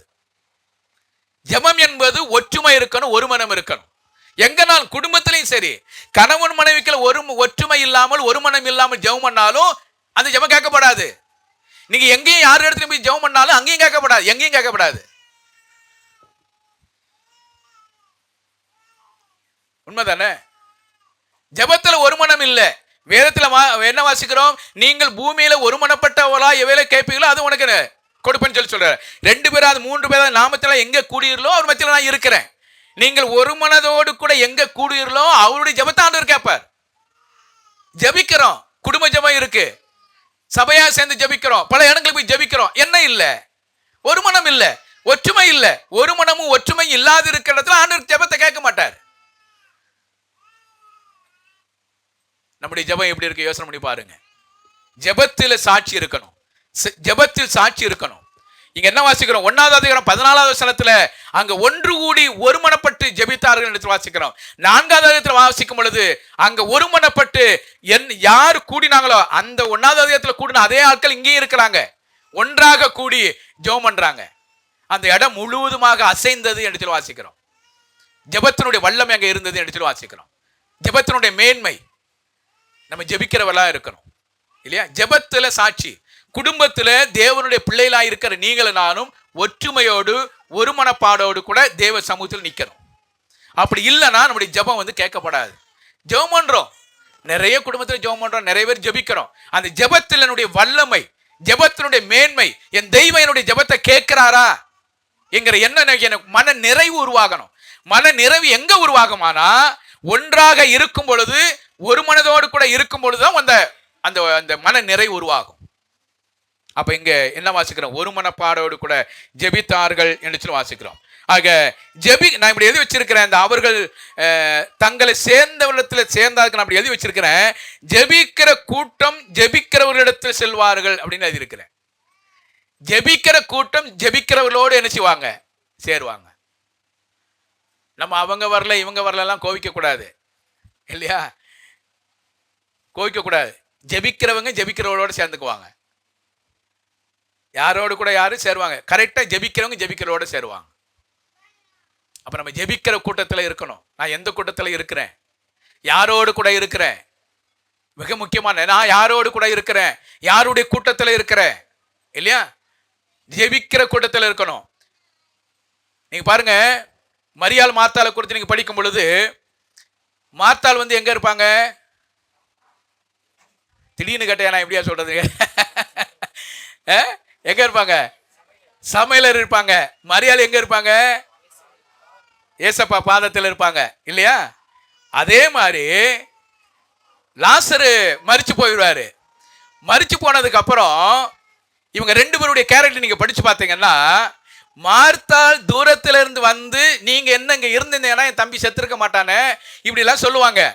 ஆனா மரியாள் சொல்லுவாங்க, மரியாள் அவரை கண்ட உடனே அவருடைய பாதத்தில் விழுந்தாள் அப்படின்னு வாசிக்க முடியும். அதுக்கு காரணம் என்ன தெரியுமா? என்ன காரணம்? என்ன பேச முடியும்? முதல் அதிகாரத்துல எங்க இருந்தாங்க? பாதத்துல இருந்தாங்க. பாதத்துல இருந்ததுனாலதான் திரும்ப பாதத்தை தேடக்கூடிய எண்ணம் வந்தது. பாதத்துல இல்லைன்னா தேடக்கூடிய அந்த பாதத்துக்கு போகக்கூடிய எண்ணம் வராது. நீங்க எப்போதுமே கர்த்தருடைய பாதத்தில் இருந்து பழகினவங்க கர்த்தருடைய பாதத்தை தேடாம இருக்கவே முடியாது. மரியாள் கர்த்தருடைய பாதத்தை தேடினாங்க, அங்க உட்கார்ந்தாங்க. அவர் சொல்ற, என்னை விட்டு எடுபடாத நல்ல பங்கை தெரிந்து கொண்டவதான் மரியாள். லாசர் மரிச்சு போய் கிடக்கிறாரு. அங்கிருந்து இயேசு கிறிஸ்து வர்றாங்க. மார்த்தா சொல்றாங்க, நீங்க இங்க இருந்து சகோதரன் செத்துருக்க மாட்டான் அப்படின்லாம் பல விஷயங்களை சொல்றாங்க. ஆனா ஆண்டவர்கிட்ட வந்த உடனே பார்த்த உடனே காலில் விழுந்து, நீங்க என் சகோதரன், எங்க சகோதரனை நீங்க நேசிக்கிறீங்க அப்படின்னா பல விஷயத்த சொல்றாங்க. நீங்க படிச்சு பாருங்க தெரியும். அப்ப நம்ம எங்க இருக்கிறோமோ, எந்த இடத்துல இருந்து பழகுறோமோ அதே இடம் தான் திரும்பி வரும். கர்த்தருடைய பாதத்துல இருந்து பழகினவங்களுக்கு எந்த பிரச்சனையா இருந்தாலும் எங்க தான் போய் சொல்லும். நீங்க பாருங்க, மோசேனுடைய வாழ்க்கையெல்லாம் நீங்க படிச்சு பாருங்களேன். மோசே, ஆரோன் இவங்கெல்லாம் ஜனங்க சண்டை போட்ட உடனே எங்க போய் நிக்கிறாங்க? அவங்க உடனே தேவ சமூகத்துல போய் அழுகுறாங்க. அவங்கள்ட்ட எதிர்த்து நிற்க முடியாது. ஜனங்கள்ட்ட எதிர்த்து நிற்கவே அவங்களுக்கு முடியல. அந்த அளவுக்கு அவங்க திராணியும் கிடையாது. அவங்க எங்க போய் நிக்கிறாங்க? ஜனங்க முறுமுறுக்கிறாங்களா? நேர கர்த்தருடைய சமூகத்துல போய் நிக்கிறாங்க. எல்லா இடத்துலையுமே யோசுவாவுடைய புத்தகத்தை படிச்சு பாருங்க, பல பிரச்சனைகள் வந்தது. எங்க போய் நிக்கிறாரு? கர்த்தருடைய சமூகத்துல போய் நிக்கிறாரு. ஆண்டவரே, இந்த சிறு பட்டணத்தை எங்களால ஏன் ஜெயிக்க முடியல? எங்களுக்கு கற்றுக் கொடுங்க. கர்த்தருடைய சமூகத்துல போய் நிற்கும் பொழுது ஒரு வெளிப்பாடு ஆண்டவர் கொடுக்கிறார். எப்போ அவன் கூட்டத்தில் இருக்கிறதா ஒருத்தன் தப்பு பண்ணிட்டான், அதனாலதான் சிறிய பட்டணத்தை அவனால் ஜெயிக்க முடியல அப்படி சொன்ன உடனே அதுக்கு பிரயாசத்தை தேடின அடுத்த இடத்துக்கு போகும்போது அந்த பட்டணத்தை ஜெயிக்க முடிஞ்சது. கர்த்தருடைய பாதம் மட்டும்தான் என்னுடைய வாழ்க்கையில வெற்றியை தரும். கர்த்தருடைய பாதம் மட்டும்தான் என்னுடைய வாழ்க்கையில விமோசனத்தை கொடுக்கும். வேற எங்க போனாலும் கிடைக்காது. வாழ்க்கையில பிரச்சனையா, குடும்பத்தில் சமாதானம் இல்லையா, தீர்வு வேணுமா, ஒரே ஒரு இடம் எங்கன்னா கர்த்தருடைய பாதம் மட்டும்தான். கர்த்தருடைய பாதம் இல்லாமல் ஒரு இடத்துல போனாலும் ஒண்ணுமே கிடைக்காது. அதுதான் சொன்னேன், நான் கர்த்தருடைய பாதத்தை தேடி பழகினவங்க கர்த்தருடைய பாதத்தை தவிர வேற எங்கேயும் போக மாட்டாங்க. கர்த்தருடைய பாதம் மிக முக்கியமான ஒரு இடம். பாதத்தை தேடணும். என் ஆண்டவராகிய இயேசு கிறிஸ்துவினுடைய பாதத்தை தேடணும் இல்லையா? கடைசியாக யோசுவாவின் புஸ்தகம் 24வது அதிகாரம் 15வது வசனம், கர்த்தரை சேவிப்பதனுடைய ஒரு சாட்சி. கர்த்தரை சேவிக்கிறது உங்கள் பார்வைக்கு ஆகாததாய் கண்டால் பின்னை யாரை சேவிப்பீர்கள் என்று இன்று தெரிந்து கொள்ளுங்கள். நதிக்கு அப்புறத்தில் உங்கள் பிதாக்கள் சேவித்த தேவர்களை சேவிப்பீர்களோ? நீங்கள் வாசம் பண்ணுகிற தேசத்து குடிகளாகிய எமோரியரின் தேவர்களை சேவிப்பீர்களோ? நானும் என் வீட்டாருமோ வென்றால் கர்த்தரையே சேவிப்போம். யோசுவா சொல்லுகிறார், நானும் என் வீட்டாருமோ வென்றால் கர்த்தரையே சேவிப்போம், வேற யாரையும் நாங்க சேவிக்க மாட்டோம். அவர் சொல்றார், நீங்க யாரை சேவிப்பீங்க? நீங்க யாரை வணங்குவீங்க? உங்களுடைய வாழ்க்கையில நன்மை செய்த தெய்வத்தை விட்டுறாதீங்க. நீங்க யாரை சேவிக்கணும்?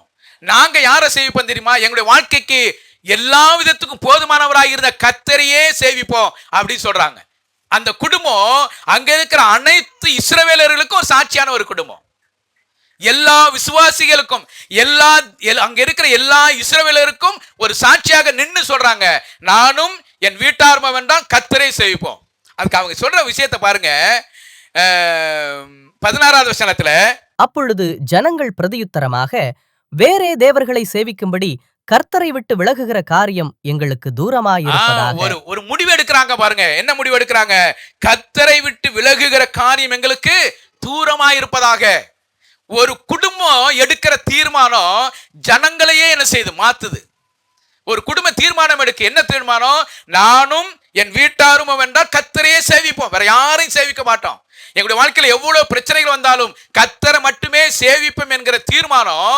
அங்க இருக்கிற ஜனங்க என்ன சொல்றாங்க? நாங்கள் கர்த்தரை விட்டு விலகுகிற காரியம் எங்களுக்கு தூரமாயிருப்பதாக என்று சொல்கிறேன். எங்களுக்கு தூரமா இருக்கட்டும், நாங்க விலக மாட்டோம் அப்படின்னு சொல்றாங்க. அடுத்து என்ன வாசிக்கிறோம் பாருங்க. 18வது வசனத்துல, தேசத்திலே குடியிருந்த எமோரியர் முதலான சகல ஜனங்களையும் கர்த்தர் நமக்கு முன்பாக துரத்தினாரே, ஆகையால் நாங்களும் கர்த்தரை சேவிப்போம், அவரே நம்முடைய தேவன் என்றார். அவரே நம்முடைய தெய்வம். அவர் என்ன சொல்றார்? ஆகையால் நாங்களும் கர்த்தரையே சேவிப்போம். ஏன் சேவிக்கிறோம்? தேசத்தில் குடியிருந்த எமோரியின் முதலான சகல ஜனங்களையும் கர்த்தர் நமக்கு முன்பாக துரத்தினாரு. நம்முடைய வாழ்க்கையில எவ்வளவு நன்மை செய்திருக்கிறார். நமக்கு முன்னாடி இருந்த எல்லா எமோரியரையும் துரத்தினாரு. அவரை விட்டுட்டு நாங்க எப்படி வேற தெய்வத்தை வணங்க முடியும்? நாங்கள் கர்த்தரையே சேவிப்போம். யோசனை பண்ணி பாருங்க. நம்முடைய வாழ்க்கையில் ஆண்டவர் செய்திருக்கிற நன்மையை யோசனை பண்ணி பாருங்க. அவரை விட்டுட்டு போறதுக்கும், அவரை ஆராதிக்காமல் இருப்பதற்கும், அவருக்காக வாழாமல் இருப்பதற்கும் நமக்கு என்ன என்ன என்ன தைரியம் நமக்கு உருவாகும்? யோசனை பண்ணி பாருங்க. அவரோடு கூட இருப்பதற்கு எனக்கு ஒரு அவரை விட்டு விலகி போறதுக்கு எனக்கு எப்படி தைரியம் உருவாகும் இல்லையா? அவரை விட்டு விலகி போறதுக்கு எனக்கு நம்ம சொல்லுவோம்ல, எப்படி இவனுக்கு இந்த தப்பு செய்வதற்கு எப்படி இவனுக்கு தைரியம் வந்துச்சு கேட்கறாங்களா இல்லையா? எப்படி அவங்க அப்பா நல்ல மனுஷனாச்சே, அந்த குடும்பம் நல்ல குடும்பமாச்சு, அவங்களுக்கு விரோதமாக இவன் செய்வதற்கு எப்படி இந்த தைரியம் வந்துச்சு அப்படின்னு கேட்கறமா இல்லையா? அதைத்தான் அங்க என்ன கேட்கறாங்க, உங்களுக்கு என்ன செய்ய போறீங்க? நமக்கு விரோதமாக இருந்த எமோரியனுடைய ஜனங்களை, எமோரியரை முறியடித்த தெய்வத்தை விட்டுட்டு நீங்க வேற யாரை சேவிப்பீங்க அப்படின்னு கேட்கும்போது அவங்க சொல்றா, நாங்களும் கர்த்தரையே சேவிப்போம், அவரே எங்களுக்கு தேவன், நாங்கள் கர்த்தரையே சேவிப்போம், வேற யாரும் எங்களுக்கு தேவையில்லை. அடுத்து என்ன வாசிக்கிறோம் பாருங்க. 21வது வசனத்துல, ஜனங்கள் யோசுவாவை நோக்கி, அப்படியல்ல, நாங்கள் கர்த்தரையே சேவிப்போம் என்றார்கள். 22வது வசனத்துல, அப்பொழுது யோசுவா ஜனங்களை நோக்கி, கர்த்தரை சேவிக்கும்படி நீங்கள் அவரை தெரிந்து கொண்டதற்கு நீங்களே உங்களுக்கு சாட்சிகள் என்றான். அதற்கு அவர்கள், நாங்களே சாட்சிகள் என்றார்கள். பாருங்க என்ன வாசிக்கிறோம்.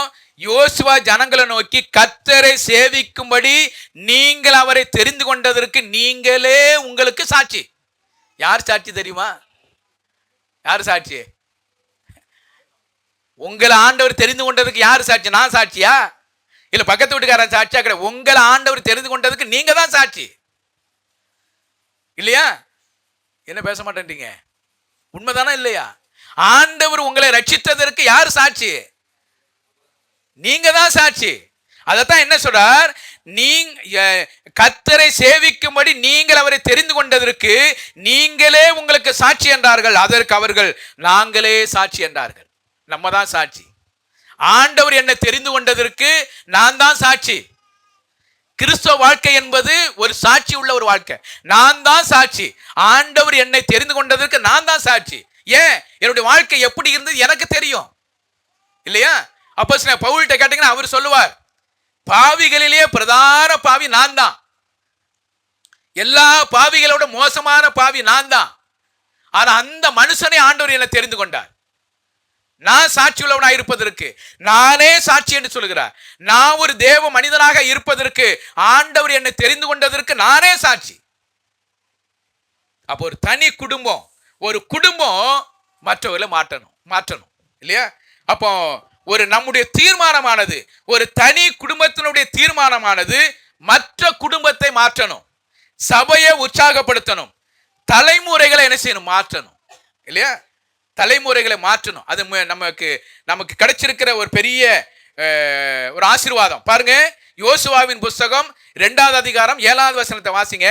நியாயாதிபதியின் புஸ்தகம் 2வது அதிகாரம் 7வது வசனம். யோசுவாவின் சகல நாட்களிலும் கர்த்தர் இஸ்ரவேலுக்காகச் செய்த அவருடைய பெரிய கிரியைகளையெல்லாம் கண்டவர்களும் யோசுவாவுக்கு பின்பு உயிரோடு இருந்தவர்களுமாகிய மூப்பரின் சகல நாட்களிலும் ஜனங்கள் கர்த்தரை சேவித்தார்கள். கர்த்தரையே சேவித்தாங்க. தலைமுறைகள் கர்த்தரை என்ன செய்தது? சேவித்தது. தலைமுறைகள் கர்த்தரை சேவித்தது. பாருங்க, கர்த்தர் இஸ்ரவேலுக்காக செய்த அவருடைய பெரிய கிரியைகளை கண்டவர்களும் யோசுவாவுக்கு பின்பு உயிரோடு இருந்தவருமாகிய மூப்பரின் சகல நாட்களிலும் ஜனங்கள் கர்த்தரையே சேவித்தாங்க. தலைமுறைகள் கர்த்தரை சேவிக்கணும். என்னுடைய தீர்மானமானது என்னுடைய குடும்பத்தோடு கூட முடிஞ்சிடக்கூடாது. என்னுடைய தீர்மானம் ஒரு தனிப்பட்ட நிலைமையில இருக்க என்னுடைய தீர்மானமானது மற்ற குடும்பத்தை மாற்றணும். சபையில ஒரு உயிர்மீச்சை உருவாக்கி கொடுக்கணும். சபையை உற்சாகப்படுத்தணும். தலைமுறைகள் கர்த்தரை பின்பற்றணும். அதான் கிறிஸ்தவ வாழ்க்கை. நம்மளோடு கூட என்ன செஞ்சிடக்கூடாது? முடிஞ்சிடக்கூடாது. கிறிஸ்தவ வாழ்க்கை நம்மளோடு கூட முடிஞ்சிச்சுன்னா அது கிறிஸ்தவ வாழ்க்கையே கிடையாது. அது தலைமுறைகளை பாதிக்கணும். தலைமுறைகள் கிறிஸ்தவ பின்பற்றணும். நம்ம எப்படி இருக்கிறோம்? நம்ம எல்லாமே யோசிச்சு பார்ப்போம் இல்லையா? என்னுடைய சாட்சி ஒரு கிறிஸ்தவ உள்ள ஒரு உயிருள்ள ஒரு சாட்சியாக இருக்கிறதா என்று சொல்லி வாசிக்கிறோம், பார்க்கணும் இல்லையா? விசுவாசிகளுக்கு மாதிரியாக இருக்கிறோமா? நம்ம அப்படி இருந்தோமானா கர்த்தருடைய நாமம் மகிமைப்படும். அப்படிப்பட்ட சிந்தையோடு கூட இருப்பதற்கான நமக்கு உதவிசுவராக நம்ம ஜெபம் செய்வோம். மகா உன்னதங்களில் வாசம் பண்ணுகிற எங்கள் அன்பின் ஆண்டவரே, இந்த நேரத்துக்காக நன்றி செலுத்துகிறோம். உங்களுடைய வல்லமை உள்ள வார்த்தைக்காக நன்றி செலுத்துகிறோம். விசுவாசிகளுக்கு மாதிரியாக இருக்க வேண்டும் என்று சொல்லி எங்களோடு கூட நீர் பேசினீர். அதற்காக நன்றி செலுத்துகிறோம். நாங்கள் சாட்சியுள்ளவர்களாக இருக்க வேண்டும் என்று சொல்லி எங்களுக்கு கற்றுக் கொடுத்தீர். அதற்காக நன்றி செலுத்துகிறோம். எங்களோடு கூட பேசி நம்முடைய வார்த்தைகளுக்காக நன்றி செலுத்துகிறோம். நாங்கள் உண்மையுள்ளவர்களாக, கர்த்தருக்கு பிரியமானவர்களாக, கர்த்தரை நாங்கள் கனப்படுத்தக்கூடியவர்களாக இருக்க வேண்டும் என்று சொல்லி எங்களோடு கூட நீர் பேசினதற்காக நன்றி செலுத்துகிறோம். எங்களுடைய சாட்சியானது மற்ற குடும்பத்தை பாதிக்க வேண்டும், சபையை உற்சாகப்படுத்த வேண்டும், தலைமுறைகள் உண்மை பின்பற்ற வேண்டும் என்று சொல்லி எங்களுக்கு ஒரு நல்ல ஒரு வார்த்தையை நீர் கொடுத்ததற்காக நன்றி செலுத்துகிறோம். இந்த வார்த்தையில் நாங்கள் உண்மையுள்ளவர்களாக இருந்து உம்முடைய வருகை மட்டுமா நாங்கள் உமக்கு உண்மையுள்ளவர்களாக இருந்து சாட்சியுள்ளவர்களாக இருந்து ஆண்டவரே உமக்காக வாழ நீர் எங்களுக்கு உதவி செய்ய முடியாத நம்முடைய கருத்தில் நாங்கள் ஒப்புக் கொடுக்கிறோம். வந்த பிள்ளைகளுக்காக நன்றி செலுத்துகிறோம். வராது இருக்கிற பிள்ளைகளை உடைய சமூகத்தில் ஒப்புக் கொடுக்கிறோம். உங்களுடைய வருகை தாமதிக்குமானால் வரக்கூடிய நாட்களில் அவர்களை கொண்டு வந்து சேர்த்து உங்களுடைய நாமத்தை மேம்படுத்திக் கொள்ளும். அப்படி செய்யப்போற எல்லா காரியங்களுக்கும் நன்றி செலுத்தி இம்மட்டும் வழிநடத்தும் இந்த தெய்வம் தொடர்ந்து வழிநடத்தும். வந்திருக்கிற சிறு பிள்ளைகள், வாலிப பிள்ளைகள், பெரியோர்கள் அன்று ஒவ்வொருவரையும் விசேஷமாக குடும்பமாக தனிப்பட்ட நிலைமையில உங்களுடைய பிள்ளைகளை ஆசீர்வதித்து உங்களுடைய நாமத்தை நீர் மையப்படுத்திக் கொள்ளும். அப்படி செய்யப்போற எல்லா காரியங்களுக்கும் நன்றி செலுத்தி நேரே ஆசீர்வதித்து வழிநடத்த முடியாக கர்த்தர் மீட்பு ரட்சகரமா இருக்கிற கர்த்தராக இயேசு கிறிஸ்து மூலமாக ஜெபத்தை எடுக்கிறோம் எங்கள் ஜீவனுள்ள நல்ல பிதாவே, ஆமென். என் ஆத்துமாவே கர்த்தரை ஸ்தோத்திரி, என் முழு உள்ளமே பரிசுத்த நாமத்தை ஸ்தோத்திரி. என் ஆத்துமாவே கர்த்தரை ஸ்தோத்திரி, கர்த்தர் செய்த சகல உபகாரங்களையும் மறவாது. ஆமென்.